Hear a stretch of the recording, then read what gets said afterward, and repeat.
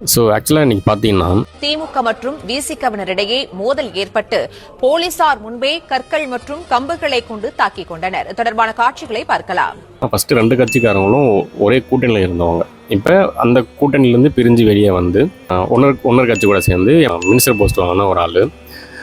திமுக மற்றும் விசிகவினர் கையில் கிடைத்த கல் கட்டை என அனைத்தையும் எடுத்து கடுமையாக தாக்கிக் கொண்ட சம்பவம் பெரம்பலூரில் அதிர்ச்சியை ஏற்படுத்தியுள்ளது. அவர் வந்து ஆப்போசிட் பார்ட்டி, அதாவது அவங்க கூட்டணி அந்த கட்சியை வந்து ஏதோ தப்பாக விமர்சனம் பண்ணிட்டாரு அப்படின்னு சொல்லிட்டு அந்த கட்சிக்காரங்க வந்து இவங்களை தப்பாக சொல்லிட்டாங்க. அதுக்காக நாங்கள் வந்து ஒரு கண்டன ஆர்ப்பாட்டம் நடத்துகிறோம் அப்படின்னு போலீஸ்கிட்ட பர்மிஷன் வாங்கி நடத்திருக்காங்க விசிக கட்சிக்காரங்க. இவங்க என்ன பற்றி தப்பாக பேசுகிறாங்கன்னு திமுக கட்சிக்காரங்களும் அவங்களும் ஒரு ஆர்ப்பாட்டம் நடத்துகிறோம், நாங்கள் பேரணி நடத்துகிறோம்னு அவங்களும் வாங்கியிருக்காங்க.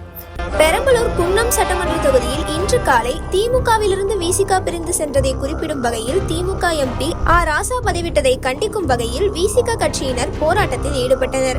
இன்னொரு பக்கம் விசிகவின் செயலை கண்டித்து திமுகவினர் கண்டன ஆர்ப்பாட்டத்தில் ஈடுபட்டனர். ஸோ இது ரெண்டு தரப்பும் அங்கே தூரமாக நடந்து வர கிட்ட வந்ததும் கலகல படத்தில் வர சந்தானமும் மனோபால சார் மாதிரியும் பேசி அப்புறம் ரெண்டு பேருக்குள்ள வாய்க்கா தகராறாகி அடிச்சு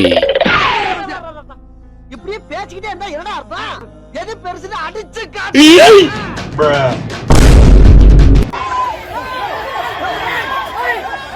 வந்து ஒருத்தன் ஜம்ப் பண்ணி வந்து ஃப்ளையிங்கில் வந்து போலீஸ் நடுவில் விழுந்து நின்ற இடத்துல இருந்து ரெண்டே ஜம்ல அப்படியே போய் அவன் நெஞ்சிட்ட புடிச்சு பாத்துக்க ஒரு முட்டு.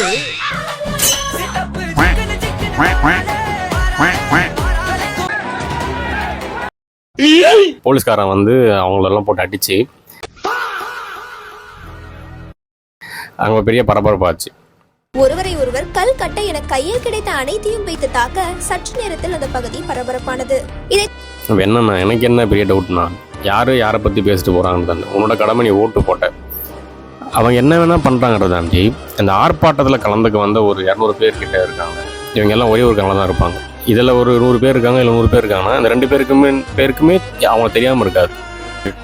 மக்களாக இருக்கிற வரைக்கும் ஒன்றா இருக்க வரைக்கும் பிரச்சனை இல்லை. இந்த கட்சி, ஜாதி, மதம் அடிப்படை வரும்போது நான் ஒரு நாள் காலம் உங்களை பார்த்து சிரிக்கிறேன் அப்படின்னா நாளைக்கு அதே ஜாதியாவோ மதமாவோ இல்லை கட்சியாவோ ஆரம்பிக்கும் போது நான் பார்த்து சிரிக்க மாட்டேன், உங்கள் வன்மத்தை மட்டும் காட்டுறேன். இந்த வன்மத்தை காட்டுறதுல எவ்வளோ நல்லதுன்னு எனக்கு தெரியும். தேவையில்லாத சண்டை, அவ்வளோ என்ன வன்மம், எதுக்கு மாறி அடிச்சுக்கணும்? யாரோ ஒருத்தனை பேசுறதுக்கு, எவனோ தலைவனை பேசுறதுக்கு எதுக்கு நீங்கள் மாறி அடிச்சுக்கிறீங்கன்னு தான் கேட்குறேன். வந்து இப்ப நான் என்ன உங்கள்கிட்ட சொல்றது? போய் விவசாயம் பாருங்களேன் ஐயா, உள்ள விட்டு படிக்க வைங்களா? போதும்டா. நீ என்னடா சொல்றது? சொல்ற புண்டை, எங்களுக்கு தெரியும் நீ சூத்த